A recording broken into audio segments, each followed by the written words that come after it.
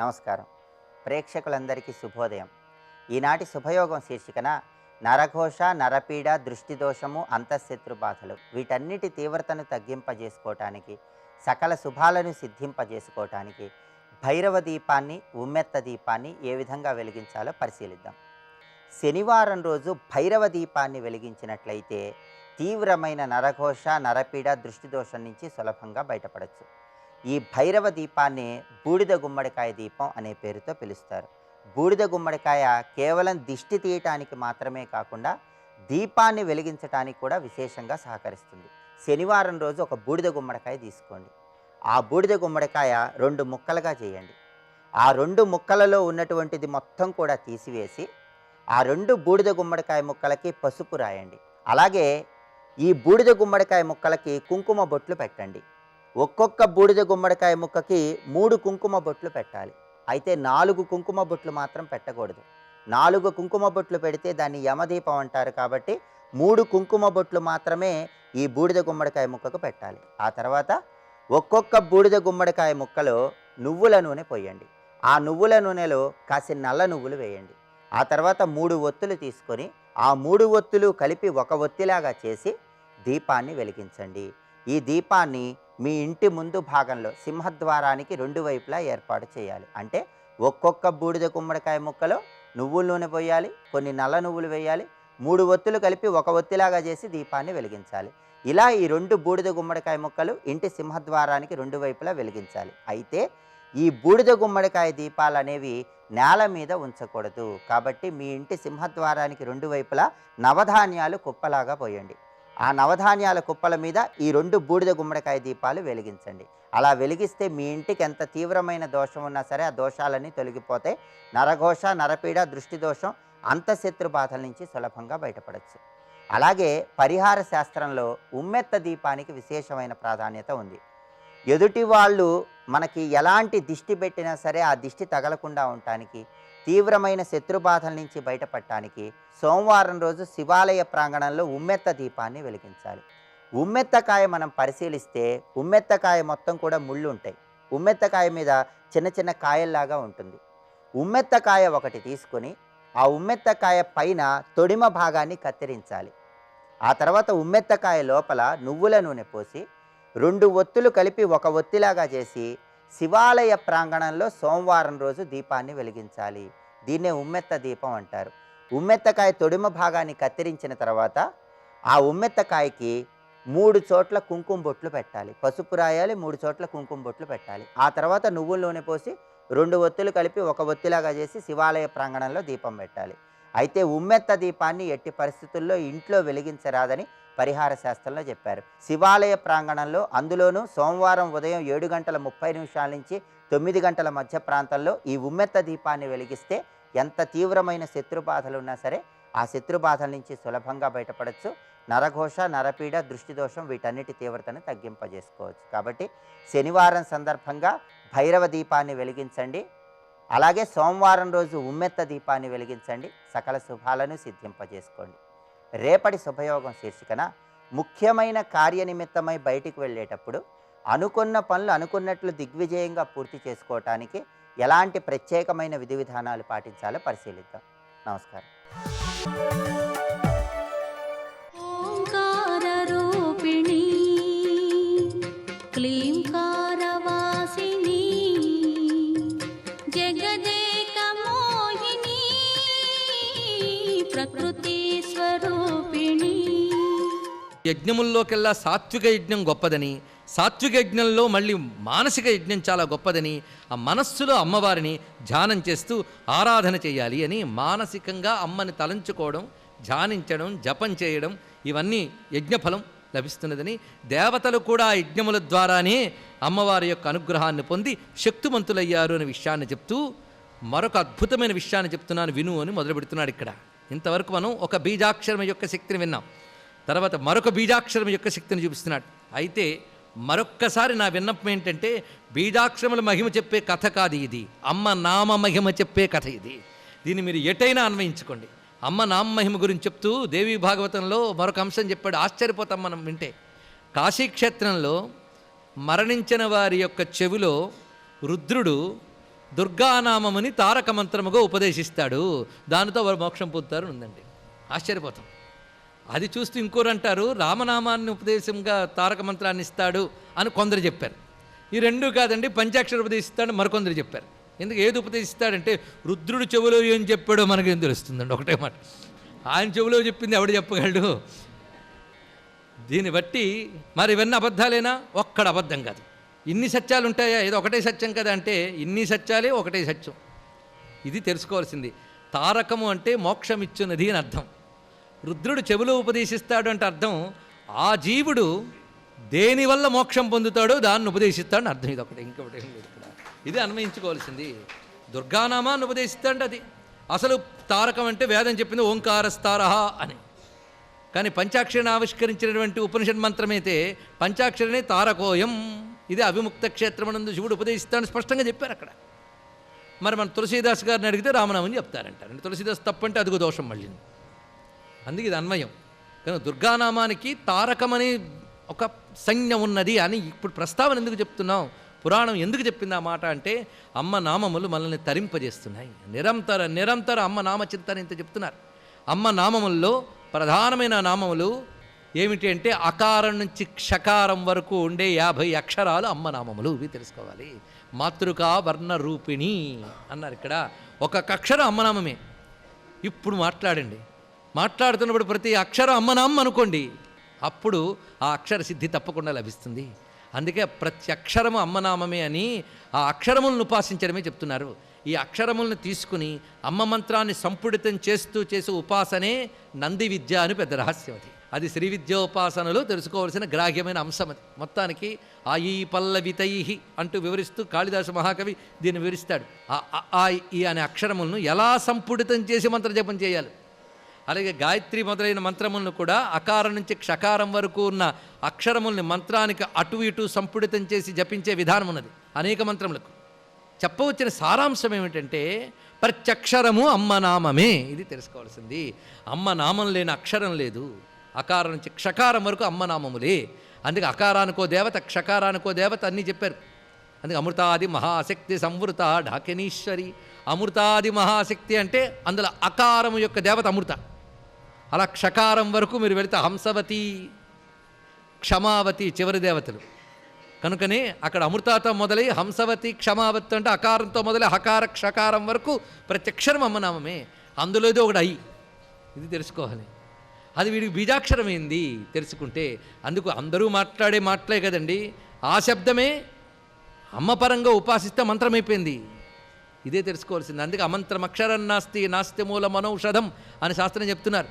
మంత్రము కాని అక్షరం లేదు, ఔషధం కాని వేరు లేదు అన్నాడు. వేరంటే మూలం. ప్రతి వేరు ఒక ఔషధం ఏంట. కానీ ఏ వేరుని ఎలా కలిపితే ఔషధమవుతుందో వైద్యుడికి తెలుసు. ఏ అక్షరాన్ని ఎలా చేస్తే మంత్రమవుతుందో ఋషికి తెలుసు. అది ఇక్కడ. అందుకు పద్ధతి దేనికైనా ఉన్నది. అందుకే అక్షరములన్నీ మంత్రములే. ఇది తెలుసుకోవాల్సినది.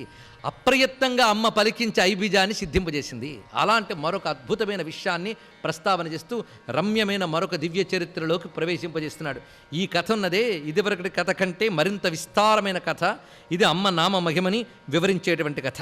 ఒకప్పుడు అయోధ్య కోసల దేశ రాజధాని అని చెప్పబడుతుంటుంది. సూర్యవంశ చక్రవర్తులు పాలిస్తూ ఉన్నారు. ఆ పరంపరలో ధ్రువసంధి అనబడేటువంటి మహాత్ముడు ఉండేవాడు. ఆయన ఇక్ష్వాకు వంశ ప్రభువు, రాజ్యపాలన చేస్తున్నాడు. ఆయన గుణములు చెప్తున్నారు. ధర్మాత్ముడు, సత్యసంధుడు, శుచివ్రతుడు, వర్ణాశ్రమ ప్రతిష్ఠాత. అలాంటి మహాత్ముడు. ఆయన రాజ్యంలో 4 వర్ణముల వారు క్షేమంగా హాయిగా సంపన్నులై జీవిస్తున్నారు. అంత మహానుభావుడికి ప్రధానంగా ధర్మపత్ని ఉన్నది. ఆమె పేరు మనోరమ. ఆ మనోరమ అదేవిధంగా మరి ఒక భార్య లీలావతి.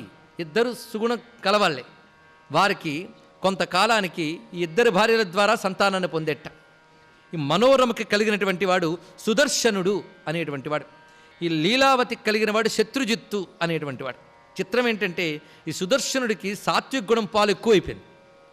సాత్విక గుణం పాలు ఎక్కువైపోతే చూడ్డానికి మందకొడిగా కనిపిస్తారు. కానీ శక్తి సాత్వికానికి చాలా ఉంటుందండి.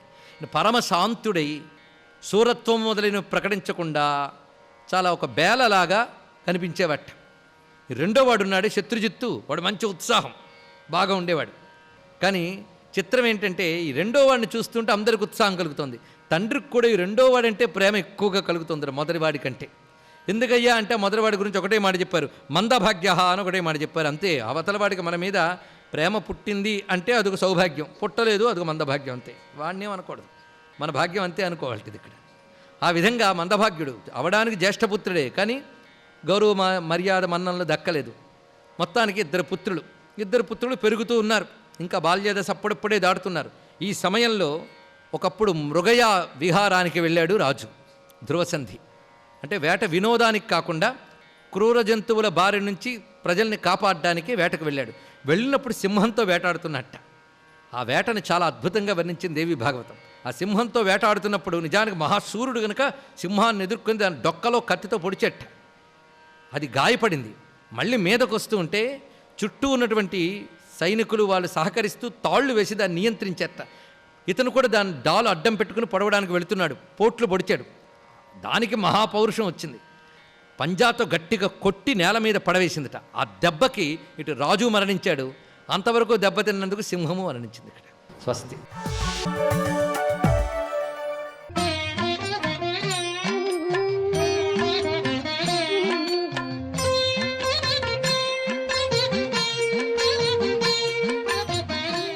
ఓం నమో నారాయణాయ, ఓం నమశివాయ, శ్రీమాత్రే నమః. ప్రతి మనిషిని కూడా జీవితంలో ఒక్కసారైనా సరే పట్టి పీడించేటువంటి గ్రహం శని గ్రహం. ఈ గ్రహం యొక్క బాధ నుంచి బయలుపడటానికి ప్రతి ఒక్కరూ కూడాను శనికి సంబంధించినంత వరకు కూడాను కొన్ని పూజాది కార్యక్రమాలు నిర్వహించుకోవాలి. సింధూరంతో ఆంజనేయ స్వామి వారిని గనక పూజ కనుక చేసినట్లయితే ఆ విగ్రహం మొత్తం కూడాను సింధూరం రాసి అరటిపండు ఆంజనేయ స్వామి వారి దగ్గర నైవేద్యం కనుక పెట్టినట్లయితే శనివారం శనిగ్రహ దోషాన్ని త్వరగా తొలగించేందుకు ఈ యొక్క ఆంజనేయ స్వామి అనుగ్రహాన్ని ఇస్తాడు అని కూడా శాస్త్రంలో చెప్పారు. అంటే ఎవరిని కొలిస్తే శని యొక్క ఉద్ధృతి తగ్గుతుందో మనకు శాస్త్రంలో చెప్పారు. ఆంజనేయ స్వామి వారిని, దుర్గాదేవిని తప్పనిసరిగా ధ్యానించాలి, పూజ చేయాలి. ఇలా కనుక పూజ చేసినట్లయితే శనిగ్రహ దోష నివృత్తి జరగడానికి ఆస్కారం ఉంటుంది. స్వామివారు ఎప్పుడూ కూడాను అరటి తోటల్లో నివసిస్తూ ఉంటాడు కదండి ఆంజనేయ స్వామివారు. కాబట్టి అరటి చెట్టు మొదట్లో కనుక శనివారం నాడు కనుక మీరు అరటి చెట్టుకు పూజ చేసి 5 సార్లు ప్రదక్షిణం చేస్తే శనిగ్రహ దోషం కూడాను తొలగిపోవడానికి ఆస్కారం ఉంటుంది. అంతేకాదు గోమాత సేవ శనివారం నాడు గనక ఎవరైతే నిర్వహిస్తారో గోవు యొక్క పృష్ఠభాగం వద్ద పసుపు కుంకుమ అలంకరణ చేసి ప్రదక్షిణం గోవుకు మనఃపూర్వకంగా ఆచరించి గోవుకు వలసినటువంటి ఆహారాన్ని తినిపించాలి. దానితో పాటుగా నల్ల నువ్వులు బెల్లం కలిపినటువంటి ఉండను గోమాతకు తినిపించినట్లయితే శనిగ్రహ దోషరీత్యా సంభవించేటువంటి ఉపద్రవాల నుంచి త్వరగా బయటపడటానికి ఆస్కారం ఎక్కువగా ఉంటుంది.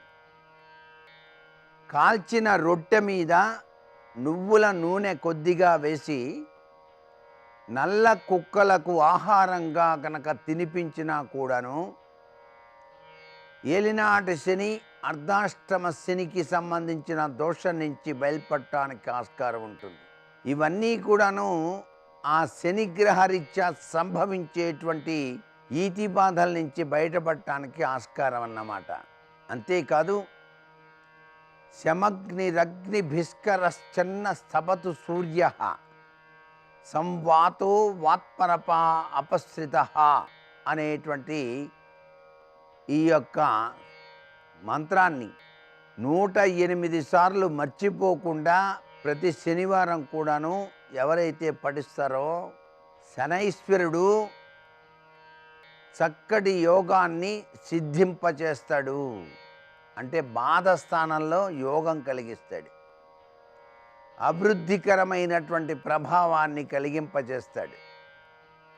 అందుకే భూసమంతమైన వ్యాపారాలు చేసేవాళ్ళు కూడాను శనివారం నాడు నవగ్రహాల చుట్టూ ప్రదక్షిణం చేసి నువ్వుల నూనెతో కానీ ఆముదంతో కానీ శనైశ్వరునికి అభిషేకం ఆచరిస్తారు.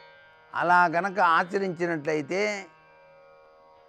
భూమాత యొక్క దివ్యవంతమైన అనుగ్రహంతో ఆ భూసమంతమైన వ్యాపారాదులు విశిష్టవంతమైనటువంటి ప్రభావంతో కొనసాగడానికి ఆస్కారం ఉంటుంది. సర్వే జనా సుఖినో భవంతు.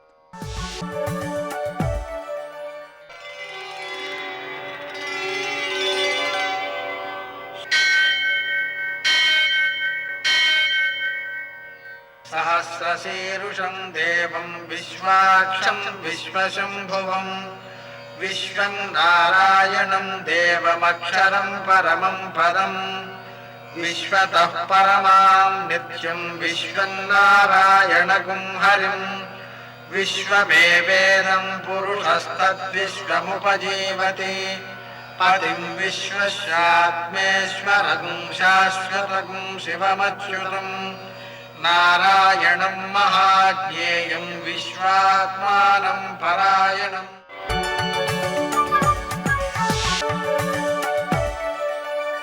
సూర్యశౌర్యమథేందురింద్రపదవీ సన్మంగళం మంగళం. పద్మావతి ప్రణయలాలితముగ్ధదేహ శ్రీ వెంకటేశరుణమోచనమస్తు మహ్యం. నేటి కాలమాన విశేషాలను గమనిద్దాం. స్వస్తి శ్రీ చాంద్రమాన ప్లవనామ సంవత్సరం దక్షిణాయనం శరదృతువు ఆశ్వయుజమాసం కృష్ణపక్షం శనివారం. సూర్యోదయం 6 గంటల 17 నిమిషాలకు, సూర్యాస్తమయం 5 గంటల 42 నిమిషాలకు. తిథి నవమి మధ్యాహ్నం 2 గంటల 37 నిమిషాల వరకు, నక్షత్రం ఆశ్లేష మధ్యాహ్నం 12 గంటల 46 నిమిషాల వరకు, వర్జం రాత్రి 12 గంటల 58 నిమిషాల నుంచి 2 గంటల 35 నిమిషాల వరకు, దుర్ముహూర్తం ఉదయం 6 గంటల 15 నిమిషాల నుంచి 7 గంటల 48 నిమిషాల వరకు, అమృతకాలం ఉదయం 11 గంటల 5 నిమిషాల నుంచి 12 గంటల 46 నిమిషాల వరకు, రావుకాలం శనివారం కాబట్టి ఉదయం 9 నుంచి 10:30 వరకు, అష్టకవరకు రీత్యా శుభప్రదమైన సమయం మధ్యాహ్నం 12 గంటల 10 నిమిషాలకి. నేటి విశేషం అమృతకాలం శుభ సమయం. కలిసి వచ్చిన శుభ సమయంలో మనం మందులు కొనుక్కోలేని వాళ్ళకి ఔషధాలను దానం చేసినట్లయితే విశేషమైన సత్ఫలితం ఉంటుంది. వాళ్ళకి తొందరగా తగ్గుతుంది అమృతకాలం కాబట్టి. మనకు అనారోగ్యం చేయకుండా కాపాడుతుంది అమృతత్వం. కర్మ విపాకం అనేటువంటి గ్రంథంలో ఏ పాపం చేస్తే ఏ అనారోగ్యం చేస్తుందో చెబుతూ దానికి నివారణ చర్యగా చెప్పేటప్పుడు ఏ అనారోగ్యం కలిగినటువంటి వారు ఆ అనారోగ్యం కలిగినటువంటి వారికి ఆ మందులను కొనుక్కోలేని వారికి దానం చేసినట్లయితే మనకు తొందరగా అనారోగ్యం తగ్గుతుంది. కాబట్టి మనం ఔషధాలను దానం చేయడానికి ఈ సమయాన్ని సద్వినియోగం చేసుకోవచ్చు. అదేవిధంగా శనివారం కాబట్టి నిద్ర లేచేటప్పుడు బ్రాహ్మీ ముహూర్తంలో లేవడం మంచిది. ఎందుకని 6 గంటల తర్వాత 6 గంటల 15 నిమిషాల నుంచి 7 గంటల 48 నిమిషాల వరకు దుర్ముహూర్తం ఉంటుంది శనివారం రోజున. అలా దుర్ముహూర్త సమయంలో లేచినట్లయితే రోజంతా కూడా సత్ఫలితాలు ఉండవు.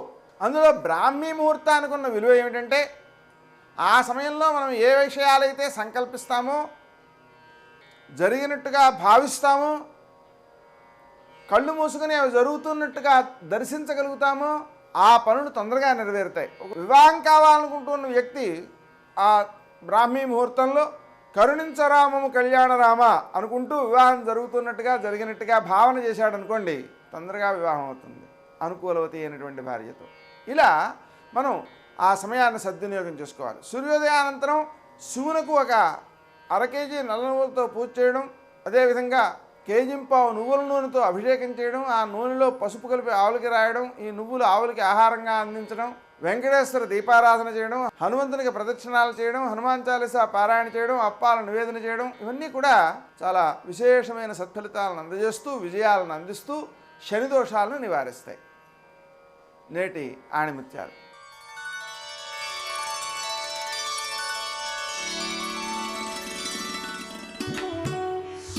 సాధన లేకుండా నిరంతర పరిశ్రమ లేకుండా ఉన్నత పదం చేరుకున్న వారెవరూ లేరు.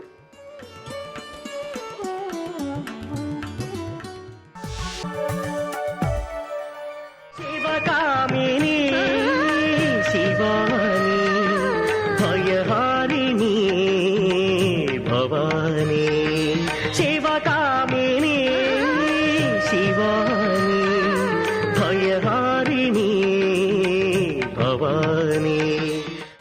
త్యాగరాజస్వామి దక్షిణ దేశంలో ఏదో ఊరెళ్ళారు. విడితే ఒక జమీందారు గారు, అయ్యా మీ యజమాని గారికి ఇవ్వండి అని 500 రూపాయలు ఇచ్చాడు. మా గురువుగారు ఏం పుచ్చుకోరండి ఎక్కడాను వద్దన్నాడు ఆయన శిష్యుడు. కాదయ్యా మీ గురువుగారు శ్రీరామనవమి చేస్తారటగా, కళ్యాణం విని రామ కళ్యాణంలో వాడుకోమని రాముడి కోసం ఇస్తున్నాను పుచ్చుకో అంటే, మా గురువుగారి కోసం కాదా అన్నాడు. మీ గురువుగారి కోసం కాదు, రాముడి కోసం ఇస్తున్నాను. ఆయన 500 పుచ్చుకున్నాడు. పల్లకీలో త్యాగరాజస్వామి వారు కూర్చున్నటువంటి ఆసనం కింద పెట్టాడు, ఆ బట్ట కింద పెట్టాడు 500 రూపాయలు. పల్లకి వెళ్ళిపోతోంది అడవి మార్గంలో. అట్నుంచి దారి దొంగలు వచ్చారు. అటుగా వెడుతున్న బాటసారులందరూ పారిపోతున్నారు. త్యాగరాజస్వామి అడిగారు, ఎందుకురా పారిపోతున్నారు వాళ్ళని. అయ్యా దారి దొంగలు వస్తున్నారండి, దోచుకుంటారేమో అని పారిపోతున్నారన్నారు. వాళ్ళ దగ్గర ఏదో ఉంటుందిరా, నువ్వు పారిపోతున్నారు, మన దగ్గరే ఉంది, ముద్దుకు పదండి అన్నారు. అంటే శిష్యుడు అన్నాడు, మన దగ్గర ఉందన్నాడు. ఏ ఉందన్నాడు. 500 రూపాయలు ఉన్నాయన్నాడు. ఎక్కడిదిరా 500 అన్నాడు. జమీందారు గారు ఇచ్చారు. ఎందుకు పుచ్చుకున్నావు అన్నారు. మీకోసం పుచ్చుకోవాలా, నా కోసం పుచ్చుకోవాలా, రాముడి కోసం పుచ్చుకున్నా రామ కళ్యాణానికి. ఓహో అయితే అది రాముడిదా అన్నారు. అవును రాముడి. అయితే ఆయన సొమ్ము ఆయన ఇష్టం, ఇచ్చుకుంటే ఇచ్చుకుంటాడు, రక్షించుకుంటాడు, నీకెందుకు నాకెందుకు పదన్నారు. అది నమ్మకం. కాబట్టి ఈ పల్లకి వెళ్ళిపోతోంది. 2 దొంగలు వచ్చారు. 2 దొంగలు పల్లకీ దగ్గరికి వద్దాం అనుకున్నారు. ఒక ఆయన నీలమేఘశ్యాముడు ఆజానబాహుడు కనబడ్డాడు. పక్కన ఎర్రగా ఒక ఆయన. 2 ఆకర్ణాంతం వింటినారి సారించి ధనస్సులు పట్టుకుని బాణాలతో నిలబడి ఉన్నారు. వాళ్ళని చూసి దొంగలు పారిపోయారు. వీళ్ళిద్దరూ వెంట తరిమారు. వాళ్ళు వెళ్ళి ఎక్కడో పడిపోయారు. మొత్తం మీద అలసట వచ్చి మర్నాడు పొద్దున్న రాత్రి ప్రయాణం ఎంతకని చేస్తారు, ఏ పదో అయిందో పెద్ద రావి చెట్టు కింద విడిది చేశారు త్యాగరాజస్వామి. మర్నాడు సంధ్యావందనం చేసుకుంటున్నారు. ఆ దొంగలు 2 మళ్ళీ వచ్చారు. దొంగతనం కోసం కాదు. వచ్చి వాళ్ళు అన్నారు, అయ్యా నిన్ను బుద్ధి గడ్డి తినో, అమృతం దాగో, మా అదృష్టం మీ పల్లకీ దగ్గరికి వచ్చాను డబ్బుల కోసం. ఎవరో 2 మమ్మల్ని తరిమారండి. మీ పల్లకీ దగ్గర కాపలా కాస్తున్న వాళ్ళు. ఒకడు నీలమేఘశ్యాముడు, ఎంత అందంగా ఉన్నాడో అసలు, ఆకర్ణాంతం వింటినారి సారించి మా వెంట పడ్డాడు. ఇంకొక ఆయన ఎర్రగా ఉన్నాడు, ఎంత బాగున్నారో. మా కుత్తుకలు కత్తిరించారు కానీ వాళ్ళిద్దరిని ఇంకొకసారి చూపించండి ఎక్కడున్నారు మీ రక్షకులు అన్నారు. త్యాగరాజస్వామి ఏడ్చారు. నా కోసం రామా నా పల్లకి వెంట తిరిగి దొంగల్ని తరుముతూ అరణ్య మార్గంలో పరిగెత్తావా అని. త్యాగరాజస్వామి వారిని కాపాడుకోలా. రక్షోపకారమనిశం జనయం జగత్యాం, అది రాముడి యొక్క లక్షణం. లోకాలను కాపాడతాడు, ప్రత్యేకించి భక్తులను కాపాడుకుంటుంటాడు, ధర్మాత్ముల్ని కాపాడతాడు. తులసీదాసు గారికి చిన్న కుటీరం ఉండేది. ఏదో సంధ్యావందనం చేసుకోవడానికి ఓ చిన్న ఆచమన పాత్రను, ఓ కలశ పాత్ర, ఓ అరివేణం ఉండేవి. అందులో ఓ దొంగాడు రాత్రి వచ్చి గోడకు కన్నం వేసి లోపలికి వెళ్ళి ఇంతోటివి ఏమున్నాయి కనుక ఓ చిన్న బట్టలో మూట కట్టుకుని, ఇంతేనా ఈయన దగ్గర ఉన్నామనుకుని బయటికి పోదాం అనుకుని బుర్ర బయటెట్టాడు. బయట పెట్టేటప్పటికి ఎవరో 2 పాదాలు కనపడ్డాయి. మంచి వెలిగిపోతున్నాయి పాదాలు. ఎవర్రా ఇక్కడ ఉన్నాడని తల పైకెత్తి చూశాడు. ఇంకెవరు, మళ్ళీ నీలమేఘశ్యాముడు. పక్కన ఎర్రటి వ్యక్తి ఒక ఆయన ఉన్నాడు. అబ్బో ఎంత అందంగా ఉన్నాడో కానీ బయటికి వెడితే చంపేస్తాడు రామన్నని మళ్ళీ లోపలికి వచ్చాడు. మళ్ళీ ఓ గంట ఆగి వెళ్ళిపోయాడేమో అని మళ్ళీ బయటికి వెళ్ళాడు. మళ్ళీ పాదాలు ఆయన సిద్ధం. తెల్లవారిపోయింది. బయటికి వెడదామంటే బయట 2 ఉన్నారు. ఏమీ చేయలేక ఆ దొంగలిద్దరు లోపలికి వచ్చున్నారు. తులసీదాస్ గారు బ్రాహ్మీ ముహూర్తంలో నిద్ర లేచి అనుష్ఠానం చేసుకుందామని పాపం ఏదో లోపలికి వచ్చారు. 2 కూర్చుని ఉన్నారు. ఆయన వెంటనే నాయన ఎవరు మీరన్నారు. అయ్యా దొంగలం అండి అన్నారు. ఏమి తీసుకోలేదా? మాకంత బుద్ధి తక్కువ వాళ్ళం ఏం కాదండి, ఉన్నవేమో మూట కట్టేశాం, మరి ఏం వెళ్ళలేదు అన్నారు ఆయన. వెళ్ళకపోవడం ఏమిటి, ఎప్పుడో వెళ్ళిపోయాం. వెళ్ళినప్పుడల్లా బయట 2 నించుంటే వాళ్ళు ఏం చేస్తారో అని వెనక్కి వస్తున్నాం. ఎంత అందంగా ఉన్నారో సౌందర్యమూర్తులు, కానీ వచ్చిన గొడవ మమ్మల్ని చూస్తేనే కళ్ళు ఎర్రబడుతున్నాయి. ఇంతోటి ఆచమన పాత్ర మూట కడితే 2 అలా నించున్నారు ఏమిటంటే బాబు తెలియకొచ్చాం మీ పర్ణశాలకన్నారు. తులసీదాస్ గారు ఏడ్చారు. ఇంతోటి నా ఆచమన పాత్ర కోసం రాత్రంతా నిద్రమాని రామా నా పర్ణశాల ముందు కాపు కాశావా అని. రక్షోపకారమనిశం జనయం జగత్యాం. లోకంలో రామదాస్ గారు అంటారు. రామదాస్ గారిని, గోపరాజు గారిని. అసలు నిక్కచ్చిగా ఒక మాట అడుగుతాను చెప్పండి, రామదాసు గారు గోపరాజు గారా, రామదాసు గారు రామచంద్రమూర్తే? నిజానికి రామదాసుడు రాముడు, గోపరాజు గారు ఆయన పేరు, ఆయన నేను రామదాసునని చెప్పారు. కానీ మేము అదిగో ఆ రామదాసు గారి యొక్క దాసులం అని చెప్పి నా పేరు రామోజీ, ఈయన పేరు లక్ష్మోజీ, వడ్డీతో కలిపి ఆయన వాడుకున్న డబ్బు ఇచ్చేస్తున్నామని చెప్పి తానీషా దగ్గరికి వెళ్ళి డబ్బిచ్చిన రామదాస్ ఎవడు? రాముడు. రాముడికి దాసుడన్నవాడికి దాసుడైన వాడు రాముడు. అది రాముని యొక్క గొప్పతనం. ఇప్పటికి భద్రాచల క్షేత్రం దానికి తార్కాణంగా నిలబట్టల్లా. వామాంకస్థిత జానకీ పెరిలు సత్కోదండ దండంకరే చక్రం చోద్భకరేణ బాహుయుగళే శంఖం చరం దక్షిణే బిభ్రాణం జలజాతపత్రనయనం భద్రాద్రి మూర్ధ్ని స్థితం కేయూరాది విభూషితం రఘుపతిం సౌమిత్రియుక్తం భజే.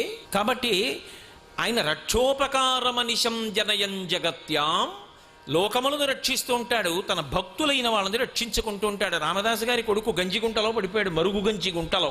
ఎన్ని లీటర్ల గంజి ఉందో అందులో. గుడికి మాంసపు ముద్దయిపోయాడు. అన్నదానం అంతా అయిపోయాక చెప్పింది భార్య, కొడుకు ఇలా మరణించాడండి, మాంసపు ముద్దయిపోయాడని. చూడ్డానికి కూడా అంత వికృతమైన రూపాన్ని పొందేశాడు. రామదాసు గారు కొడుకు శవాన్ని పట్టుకుని కొండెక్కి రాముడి పాదాల దగ్గర పెట్టి తలుపులు వేసి కీర్తన చేశారు. రామా, నీ పేరు పెట్టుకున్నా, ఇచ్చినా నీ ఇష్టం, కలుపుకున్నా నీ ఇష్టం అన్నారు. కీర్తన పూర్తయ్యేటప్పటికి రఘురాముడు పిల్లవాడి పేరు. తలుపులు తీసుకుని నాన్న అంటూ బయటికి వచ్చాడు. కాపాడలా. కాబట్టి భక్తులను కాపాడతాడు, ధర్మవిరుద్ధమైన వాళ్ళని శిక్ష వేస్తాడు. అందుకు గదు చరణాగ్రమున నీ భుజాదర్పమడిచిన దుర్జటి విలులీల త్రుంచివైచే వాలపాశంబున పడి నిన్ను కట్టిన వాలినొక్కమ్మున కొలవేసే అని నిన్ను జరగొన్న అర్జును పురిగొన్న పరశురాముని ఆది భంగపరచే కడిమి అయ్యొక్కట కరదూషణాదుల 14,000 బారి సమరే అమ్మహాధనుద్ధరునకిగ్గాచరించి హరిహర బ్రహ్మచక్రాదులైన అతని భయత నిర్ఘాత సంఘాత పాత శాత బాణ ఘాత హతులుగాక బ్రతుకగలరే అంటారు. ఆయన తలుచుకున్నాడా? 1000 చేతుల కార్తవీర్యార్జునుడు ఒకప్పుడు నర్మదా నది కింది భాగంలో భార్యలతో ఆడుకుంటున్నాడు. ఎవరో భార్యలు అడిగారు, ప్రవాహం ఆపగలవా అన్నారు. 1000 చేతులతో ఆనకట్ట కట్టినట్టు ఆపేశాడు. ప్రవాహం వెనక్కి పెరిగిపోయింది. ఆ ఒడ్డున ఎక్కడో సైకత లింగాన్ని పెట్టి రావణాసురుడు పూజ చేస్తున్నాడు. ఒడ్డుకొచ్చేసినటువంటి జలాలు లింగాన్ని కరిగించాయి. రావణుడికి కోపం వచ్చి కిందకొచ్చి కార్తవీర్యార్జునుడితో యుద్ధం చేశాడు. 10 తలల పురుగా అని బంధించి తీసుకెళ్లి కారాగారంలో బావేశాడు. విశ్రవసో బ్రహ్మ వెళ్ళి విడిపించాడు. అంత గొప్ప కార్తవీర్యార్జునుడి 1000 చేతులు తన పరశువుతో నరికేసినవాడు పరశురాముడు. ఆ పరశురాముని యొక్క వైష్ణవ చాపాన్ని అందుకున్నవాడు రామచంద్రమూర్తి. ఎంతటి పౌరుష పరాక్రమములున్నవాడు! లోకంలో ఆయన లాంటి మహావీరుడు ఎక్కడుంటాడు? 1 గంట 47 నిమిషముల వ్యవధిలో 14,000 మంది రాక్షసుల్ని కరదూషణల్ని పడగొట్టాడు. రాముడు యుద్ధం చేస్తే అంత అందంగా యుద్ధం చేస్తాడు. ఆయన యుద్ధం అంత బాగుంటుందిట. అసలు మీకు రామాయణంలో ఆశ్చర్యం ఏమిటో తెలుసా? శూర్పణఖ ఏది చూసి మోహించిందంటే ఆయన యుద్ధం చూసి మోహించింది. ఎందుకంటే రాముడు బాణం ఎప్పుడు తీస్తాడో, వింటినారిలో ఎప్పుడు తొడుగుతాడో, ఎప్పుడు ఆకర్ణాంతం లాగుతాడో, ఎప్పుడు వదులుతాడో ఎవరికీ కనపడదు. ఎదురుగుండా ఉన్నవాళ్ళు పడిపోవడాన్ని బట్టి అర్థమవుతుంది. 14,000 మందిని 1 గంట 47 నిమిషాల్లో పడగొట్టాడు. సామాన్యులు కాదు వాళ్ళందరూ, కరదూషణాది మహావీరులు. అందుకు గోపరాజు గారు బండన భీముడు అత్తజన బాంధవుడు జ్వల బాణతూణ కోదండ కళాప్రచండ భుజతాండవ కీర్తికి రామమూర్తికి రెడ్డవసాటి దైవమిక లేడనుచున్ గడకట్టి భేరి కాడండ డడాండ డాండ నిర్దంబుల జండము నిండ మత్త వేదండము నెక్కి చాటదను దాశరథీ కరుణాపయోనిధి అంటాడు. సర్వం శ్రీ ఉమామహేశ్వర పరబ్రహ్మార్పణమస్తు. స్వస్తి.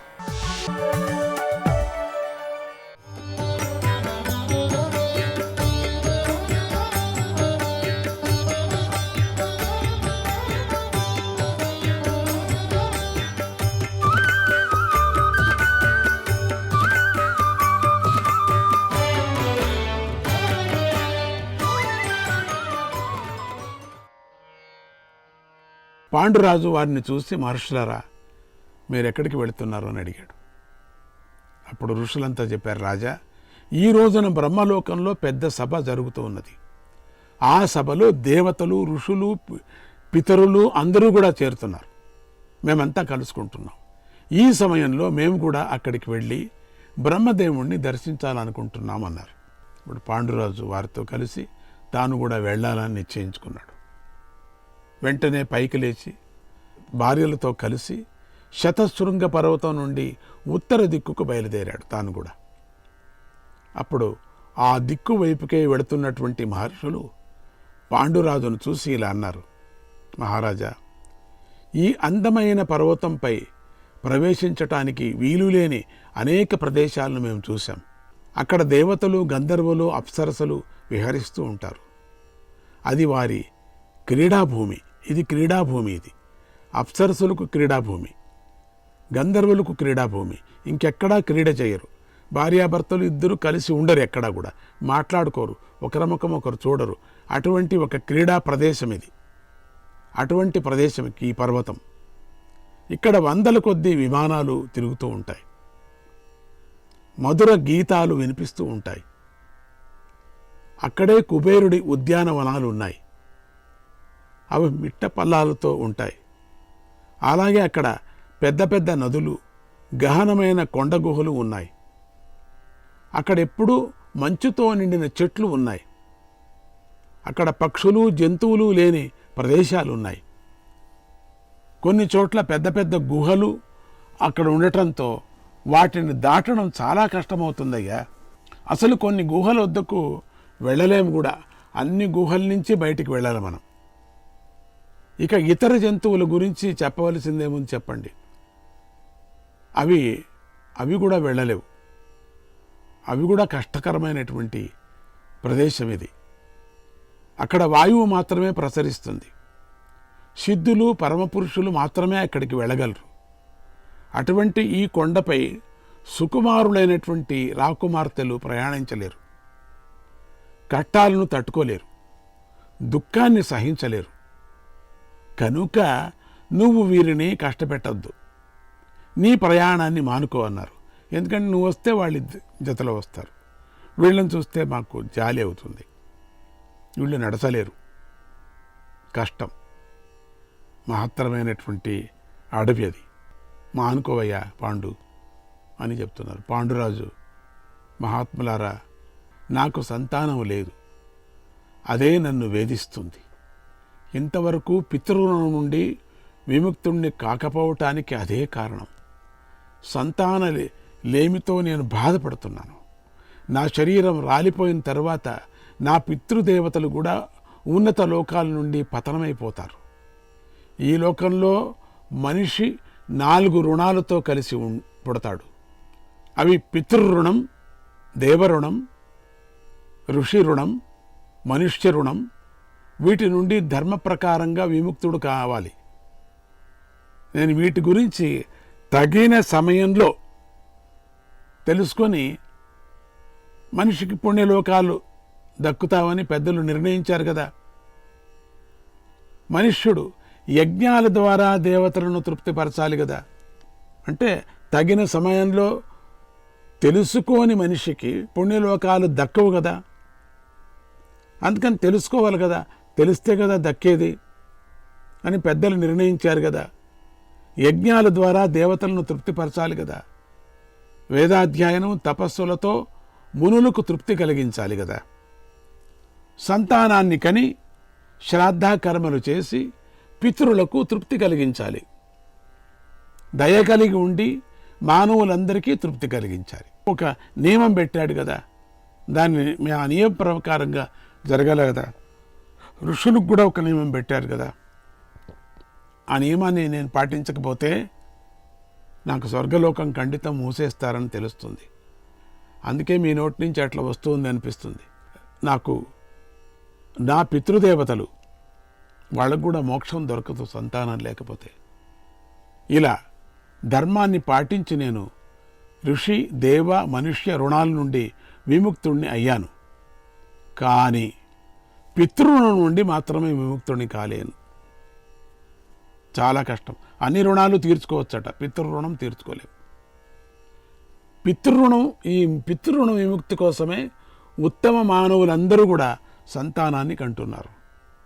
తామే పుత్ర రూపంలో తిరిగి జన్మిస్తున్నారు అని చెప్తున్నారు. కానీ ఈ మాట అంటూనే మనకేమనిపిస్తుంది? పుత్ర రూపంతో జన్మించారంటే వ్యాసుడే పుత్ర రూపంతో జన్మించారు కదా అని కొంతమంది ప్రశ్న వేశారు. అది తప్పది. వ్యాసుడికి ఆ విధమైనటువంటి బంధమే లేదు. ఆయన కృపా పరమాత్ముడే పొట్ట నుంచి పుట్టాడు అన్నట్టుగా ఉంది. పరమాత్ముడు అనుగ్రహించారు ఎవరికో అంటే పరమాత్ముడే పుట్టినట్లు లెక్కనా? కాదు కదా. అందుకని పరమాత్ముడే వాళ్ళకి పుత్ర రూపంలో పుడతారంటే కేవలం భార్యాభర్తలకు క్రమమైనటువంటి గృహస్థాశ్రమ ధర్మాన్ని అనుసరించిన వాళ్ళకి మాత్రమే ఆ మాట అన్వయిస్తుంది. వాళ్ళ అనుగ్రహం మాత్రమే పరమాత్ముడు అనుగ్రహము, మహర్షుల యొక్క అనుగ్రహము. వ్యాసుడు అనుగ్రహపూర్వకమైనటువంటి పుట్టినటువంటి వాడు, శక్తిపూర్వకమైనటువంటి పుట్టినవాడు. అందుకే కదా ఇంత శక్తి ఉంది పాండుకి, ఇంత శక్తి ఉంది ధృతరాష్ట్రుడికి. నిజమే కదా, లేకపోతే సాధారణ మహారాజు ఇంతవరకు అయిపోయేవాడా, ఇంతవరకు వచ్చేవాడా, ఇంతవరకు వైరాగ్యం పుట్టేదా, ఇంత మాట్లాడేవాడా, భార్యలను కూడా అక్కర్లేదని వాపసు పంపిస్తానని చెప్పినవాడు మిగతా ఒక రాజు చెప్పగలడా? చెప్పండి. అట్లా ఒకవేళ ఒక మృగాన్ని కొట్టినప్పటికి కూడా ఆ మృగం శాపం ఆ మనిషికి జరిగేదే అదంతా కూడా. ఇవన్నీ యోచన చేసుకోవాలి. సాధారణమైనటువంటి మనుషులు కాదు వీళ్ళు. మనకు బుద్ధి నేర్పడానికి వీళ్ళంతా దేవతలంతా పన్నిన మహాభారతం ఒక నాటకం మన కోసం ఇది. అంతేగాని బాగా జ్ఞాపకం పెట్టుకోండి. అందుకని పితృరుణం ఎట్లా తీర్చాలా అనేది బుద్ధి ఇక్కడ వస్తున్నది. మనం అనుకోకూడదు వ్యాసుడు అంత శక్తి గలవాడు కదా, మరి వ్యాసుడికి ఎందుకు ఇటువంటి పిల్లలు పుట్టారని. పాండు ఎంత మంచి పిల్లకాయ తెలుసు కదా, ఇప్పుడు ఇంతవరకు అయింది కదా. పాండురాజు, ధృతరాష్ట్రుడు ఎంత గొప్పవాడు. ఆడి నుంచి కలిగినటువంటి స్వార్థాలు వేరే అయిపోతాయి, వాళ్ళ కర్మం వేరే అయిపోతుంది. అందుకని ఇక్కడ వంశరూపమైనటువంటి వాడు వ్యాసుళ్ళే వీళ్ళంతా కూడా చెప్పచ్చు. పాండు కానీ లేక ధృతరాష్ట్రుడు కానీ అంశాలతో పుట్టినవాళ్ళు, శక్తితో పుట్టినటువంటి వాళ్ళు. వ్యాసుడు ఎట్లా అవుతారు వాళ్ళు? కారు. అందుకని వాళ్ళ నుంచి పుట్టిన వాళ్ళు మంచివాళ్ళే ఉండాలని నియమం లేదు. కర్మనే అట్లా, ఆ మనసుకి ఏమనిపిస్తుందో అదే పుడుతుంది అక్కడ. అందుకని మా తండ్రి ద్వారా మా అమ్మ మమ్మల్ని కన్నట్లుగా, మా తండ్రి ద్వారా మా అమ్మ మమ్మల్ని కన్నట్లుగా నా భార్యకు కూడా సంతానం కలిగే మార్గాన్ని చెప్పండి అని ప్రార్థించాడు. ఋషులు, ఓ ధర్మాత్మ, మేము దివ్య దృష్టితో చూస్తున్నాం, నీ కోరిక తీరుతుంది, తథాస్తు. దేవతల వంటి పుత్రులు నీకు పుడతారు, తథాస్తు. నీ యోగం నీకుంది కనుక నువ్వు ప్రయత్నంతో సాధించు.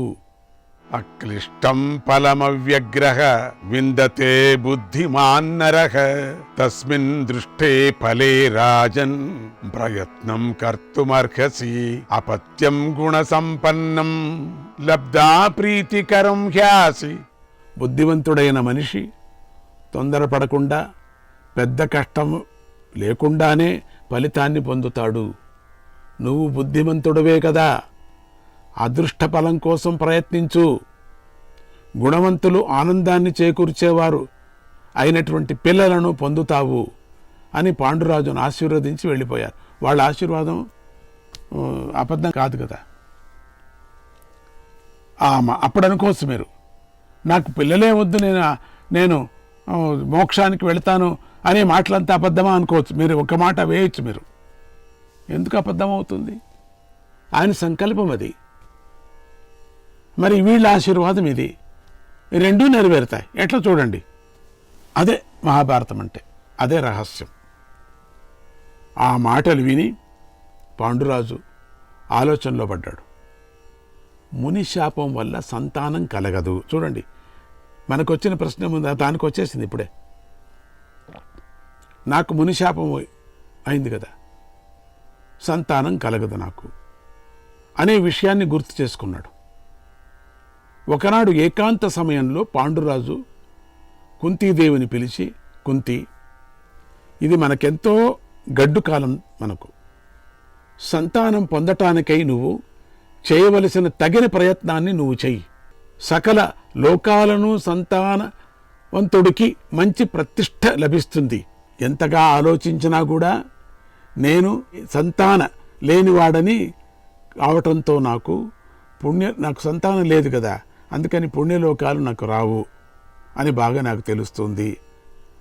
దీని గురించి నేను నిరంతరంగా యోచన చేస్తున్నాను, చింతిస్తున్నాను.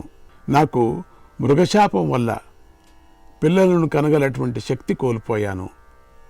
మైథున కర్మలో ఉన్నటువంటి మృగాన్ని చంపటం వల్ల నేను దానిలాగానే పిల్లలను కనగల శక్తిని కోల్పోయాను. ఇక ఈ స్థితి నుండి నువ్వే నన్ను తప్పించాలి. ఈ సమయంలో నీకు ధర్మశాస్త్రంలోని కొన్ని రహస్యాలను చెబుతాను, విను.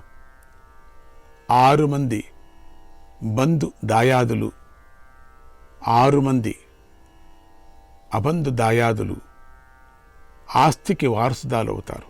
దేవి, ఈ 12 మంది పుత్రుల్లో వరుసగా మొదటివాడు లేనప్పుడు రెండవ వాడని మిగిలిన దారులంతా చూడాలి. మనం వేరే దారులను అంటే ఆ క్రమంలో తర్వాత వారికి ప్రాధాన్యం ఇవ్వాలి. వాళ్ళకి మిగిలిన చూసిన తర్వాత ఇవ్వాలి. ఆపత్కాలంలో తనకున్న ఉత్తముడైనటువంటి పురుషుల ద్వారానే సామాన్యులు సంతానాన్ని కోరుకుంటారు. అంటే అప్పుడు కూడా ఉండింది అని అర్థమవుతుంది. సంతానం లేనటువంటి వాళ్ళు ఉత్తముడైనటువంటి పురుషుడితో వాళ్ళు సంతానాన్ని కోరుకునేవాళ్ళు. మానవుడు తన ద్వారా కాకపోయినా మరొక ఉత్తమ పురుషుడి ద్వారా కూడా పుత్రులను పొందవచ్చు అని అందరికన్నా ఉత్తమ పురుషుడిని ఎతకాల వాళ్ళు. కానీ వాడు ఒప్పుకోవాలి ఉత్తమ పురుషుడు. అది ధర్మ ఫలితాన్నే ఇస్తుంది. ఈ విషయాన్ని స్వయంభువ మనువే చెప్పాడు మనకు. కాబట్టి కుంతి, నేను పిల్లలను కనలేను కనుక నా అంతటి వాడి ద్వారా కానీ లేదా నాకంటే శ్రేష్ఠుడైన వాడి ద్వారా కానీ నువ్వు సంతానాన్ని కను అన్నాడు పాండురాజు. శ్రీకృష్ణాయ పరమాత్మనే నమః. 120 అధ్యాయం. పాండురాజు అలా అనగానే కుంతి ఆయన అభిప్రాయాన్ని గ్రహించి ఇలా అంది, ఓ ధర్మజ్ఞ, నువ్వు ఇలాంటి మాటలు నాతో మాట్లాడకూడదు కదా.